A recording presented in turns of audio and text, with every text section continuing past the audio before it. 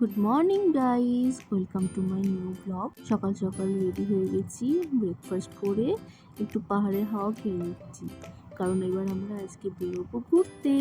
Actually আমরা যাচ্ছিলাম main সিলাপাসে, কিন্তু তার মাঝখানে পেয়ে গেলাম আমরা দু তিনটা আরও পয়েন্ট।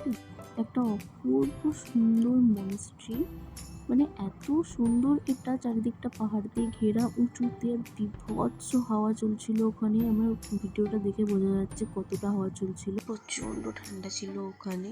ভিতরটা ঢুকে তো পুরো মনটা শান্ত হয়ে গেল, এত সুন্দর জায়গাটা। এটা হলো তাওয়াং ওয়ার মেমোরিয়াল বা যশবন্ত ওয়ার মেমোরিয়াল। 1962 সালে ইন্দোচীন যুদ্ধে শহীদ ভারতীয় সৈন্যদের উৎসর্গিত একটি পবিত্র স্থান।